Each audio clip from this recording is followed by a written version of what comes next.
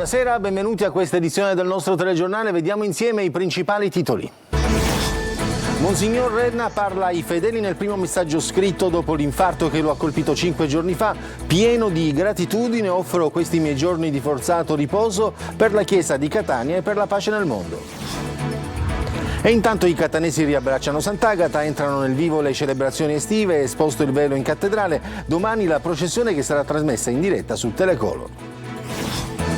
Abusata in spiaggia a Balestrate, nel Palermitano, una turista francese di 19 anni ha presentato denuncia per tentata violenza sessuale da parte di un 27enne. Il fatto sarebbe avvenuto la notte di Ferragosto. Ancora situazioni critiche negli ospedali siciliani. Un'inchiesta interna è stata aperta sul caso della donna morta a Partinico. A Pozzallo mancano i medici, la denuncia del primo cittadino. Crisi idrica, ci mancava pure il tubo rotto e l'acqua che non c'è e che si perde per strada. Succede a Giardini Naxos nel Messinese, proteste a Caltanissetta. La Lega Coop quantifica il danno nel settore agricolo, 4 miliardi di euro andati in fumo e quasi 33.000 posti di lavoro persi. Torna la calma sull'Etna, ma per le strade resta la cenere. Schifani pronto a chiedere lo stato di emergenza al governo. Dopo l'ennesimo stop all'aeroporto di Catania, intervento di Fratelli d'Italia che annuncia un'interrogazione parlamentare per chiarire carenze nella gestione. Da Parigi a Sala Paruda con la medaglia olimpica, festa nel piccolo centro del Trapanese per accogliere il campione di sollevamento pesi Nino Pizzolato. Calcio, il Catania presenta la nuova maglia in attesa di scendere in campo domenica contro il Crotone. Il Trapani gioca domani col Monopoli.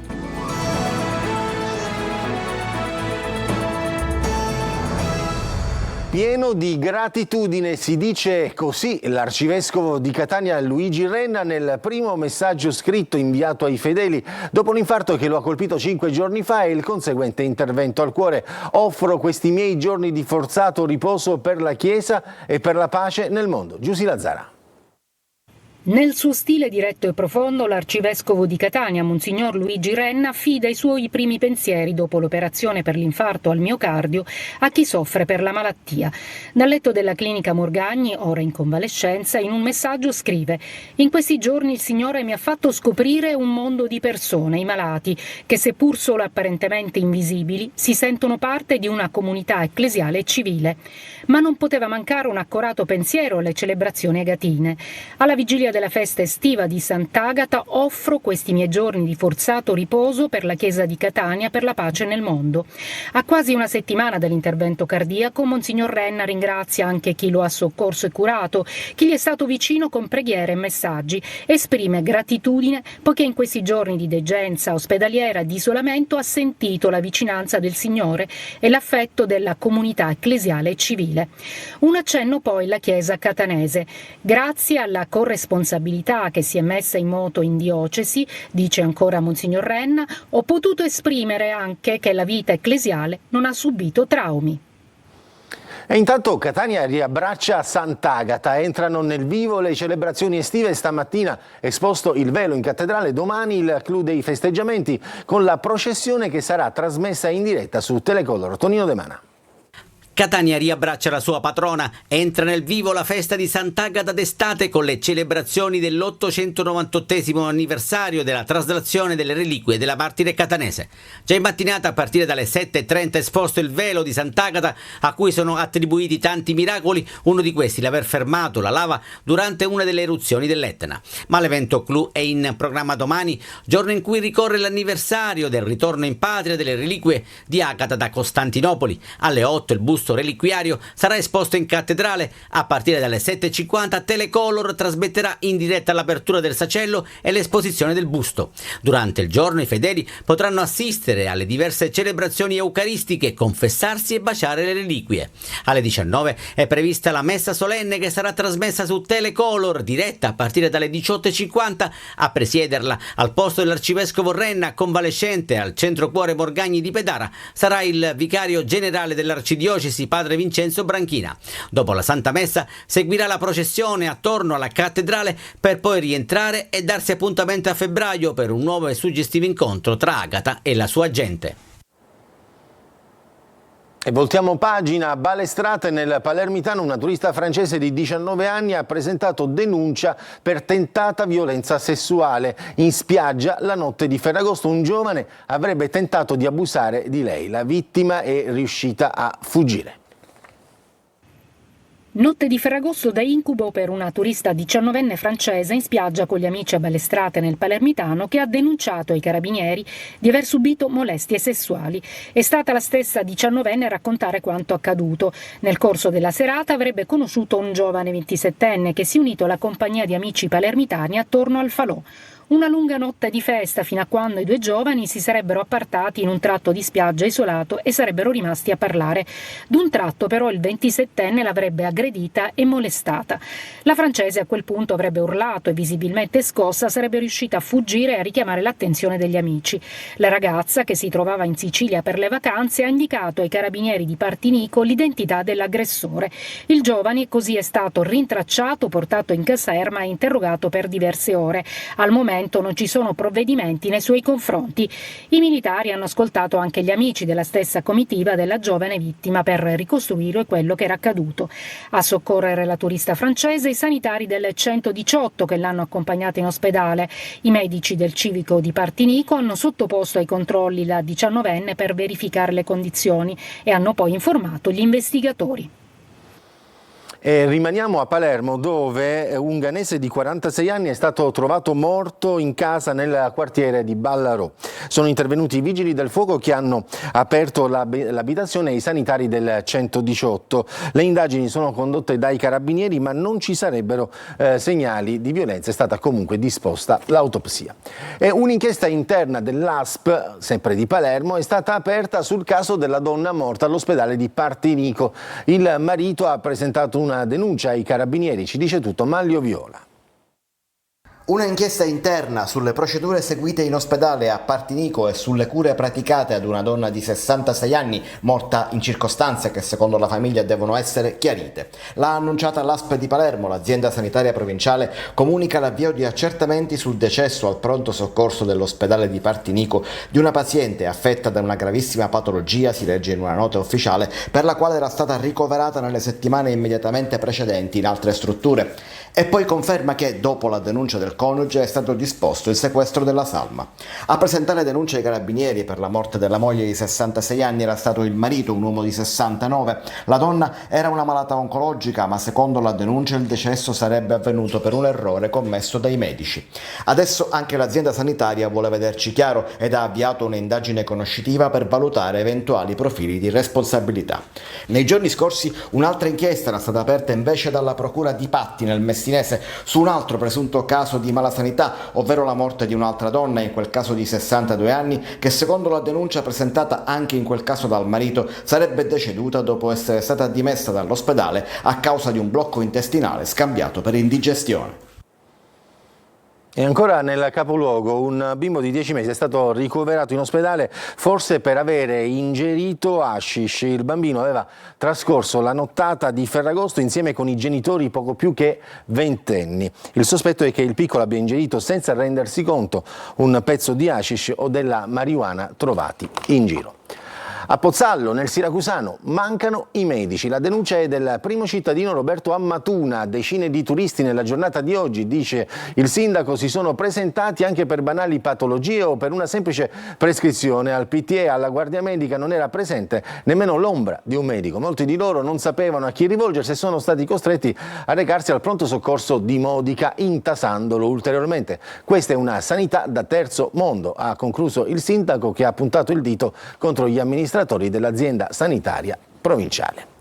E torniamo a parlare della crisi idrica. Tra acqua che si disperde e acqua che non arriva, l'emergenza continua a essere uno dei capitoli più delicati di questa calda estate. E Legacoop quantifica in 4 miliardi il danno di questo 2024. Francesco Triolo. In una Sicilia alle prese con la siccità ed una gravissima crisi idrica accade che acqua potabile venga persa lasciata scorrere giorno e notte in strada per la rottura di un tubo che da quasi 2 anni non viene riparato. A raccontarlo sono abitanti, turisti e commercianti di Giardini Naxos in provincia di Messina, una delle località balneari più popolari della Sicilia orientale. Nei pressi e le superfici del depuratore la cittadina dal manto stradale sgorgano rivoli di acque chiare che si riversano in abbondanza sulla strada, dove peraltro passano numerosi pedoni e tante auto. Una situazione segnalata più volte, la risposta è sempre la stessa: la rete è vecchia, appena possibile interverremo. Sono passati quasi 2 anni e nulla. Intanto a Caltanissetta, una delle città più colpite dalla crisi idrica, 5 consiglieri di opposizione hanno avviato un banchetto per raccogliere firme e chiedere un'equa distribuzione dell'acqua. In alcune zone della città infatti non arriva acqua da quasi 2 mesi, in altre scorre fino a 48 ore di fila, una distribuzione totalmente iniqua sulla quale i cittadini non riescono a darsi alcuna spiegazione.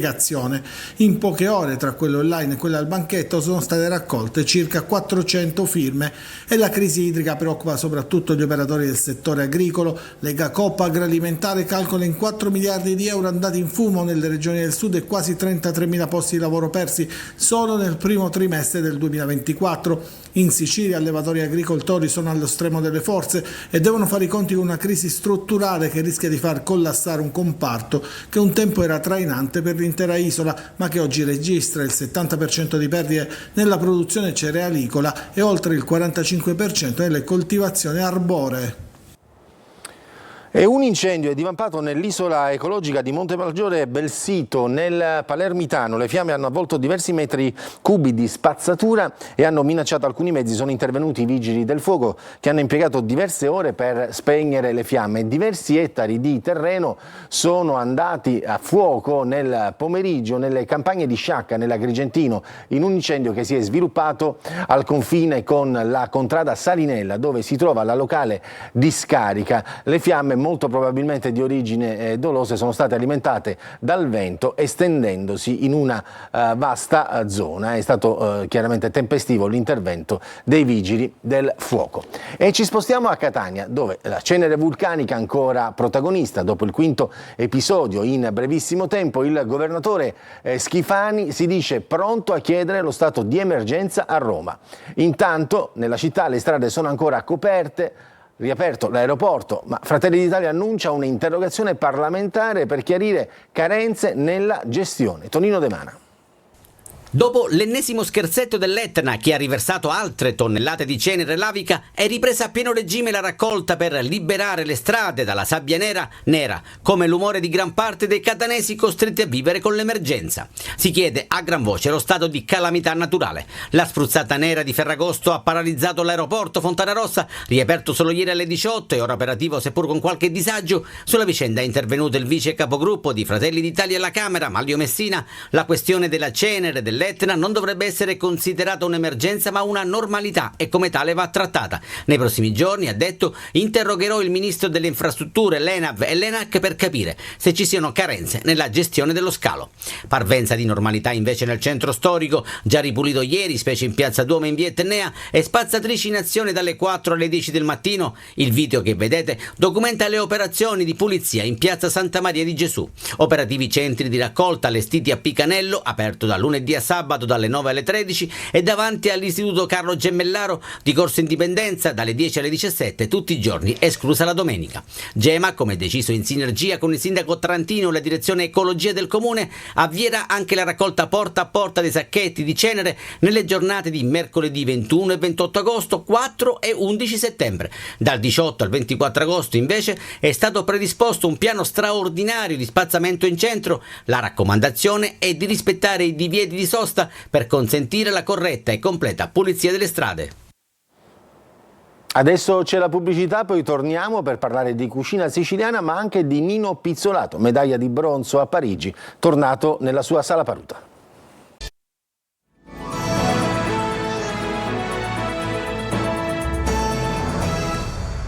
Stop al grande caldo. In tutta Italia sono in arrivo temporali e un calo termico di 6-8 gradi fino a sabato, però ancora afa con picchi fino a 40 gradi. Poi a partire da domenica l'estate subirà il primo vero break con l'arrivo di piogge che porteranno un generale ricambio d'aria. A seguire, dicono gli esperti, dovrebbe tornare una generale stabilità atmosferica con un caldo decisamente più accettabile.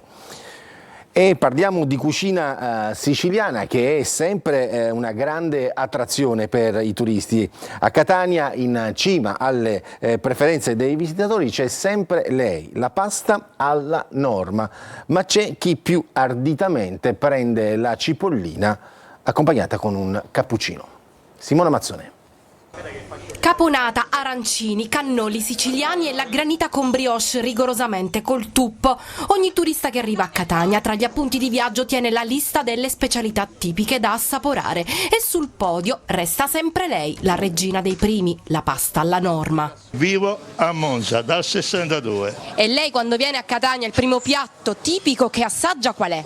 Pasta alla norma. A Catania resiste la tavola calda, unica nel suo genere, anche se si prova ormai ad esportarla un po' ovunque, ma senza lo stesso risultato. Ieri abbiamo mangiato l'arancino e era buonissimo, l'ho assaggiato sempre l'arancino a Roma, era molto diverso di gusto. Immancabile l'assaggio dai paesi etnei in giù di una calda pizza siciliana rigorosamente fritta. Sono della provincia di Reggio Emilia. Meglio il cappelletto o la siciliana? Ma è una gara dura da dire. Comunque la siciliana è buonissima. Tra i souvenir ogni turista che si rispetti porta a casa quel paio di chili in più accumulati tra una colazione e un piatto tipico dispensatore di calorie. I gusti sono gusti, si sa, alcuni del tutto personali e piuttosto bizzarri. Ai tedeschi piace molto la sarda beccafico. Gli americani? Gli americani sono più per la tavola calda, l'arancino. E gli inglesi? Gli inglesi, il loro forte è cipollina e cappuccino. E dopo un pranzo succulento che non ci spaventa nemmeno con i 40 gradi di agosto, mai rinunciare ad un cannolo digestivo, tanto per completare il pasto. It's good? It's very good, thank you. La medaglia di bronzo ai Giochi Olimpici di Parigi, Nino Pizzolato, è tornato nella sua sala paruta, accolto dal sindaco e dalla città, festa con bandiere tricolori e banda musicale. Laura Spanò. Grande festa stamane a Sala Paruta, piccolo centro nel cuore del Belice, nel Trapanese, per l'arrivo del medagliato olimpico di sollevamento pesi Nino Pizzolato. L'atleta, 27 anni, nato a Sala Paruta, ha conquistato la medaglia di bronzo ai recenti Giochi di Parigi negli 84 kg di sollevamento pesi. Ad accoglierlo il sindaco Michele Saitta, gli assessori, il presidente del Consiglio e 200 cittadini. Tra la folla anche papà Giacomo, la mamma Franca Gucciardi e il fratello Fabio. Il corso di Sala Paruta che conduce in piazza Mercato è stato per l'occasione allestito con le bandiere tricolore, mentre la banda cittadina ha intonato l'inno nazionale all'arrivo del campione di pesi. Pizzolato è legatissimo alla città belicina che gli ha dato i natali e con la quale vive quasi in simbiosi. Quando lui ha vinto a Parigi, a Sala Paruta, il sindaco aveva messo a disposizione di tutti i cittadini un maxi schermo per dare la possibilità di seguire la diretta e alla fine tutto il paese ha esultato. Con la medaglia al collo e visibilmente emozionato ha sottolineato che la vittoria di Parigi è motivo di orgoglio per tutti. Alla fine, dice, sono tornato a casa con una medaglia che vale tanto. Soddisfatto e orgoglioso anche il sindaco Michele Saitta, che da sempre segue le sorti di Pizzolato. Pizzolato si fermerà in vacanza a Sala Paruta sino al 1 di settembre, mentre il comune ha organizzato per il 28 agosto un'altra festa in piazza per brindare col campione. Adesso c'è la pubblicità, poi torniamo per parlare di calcio.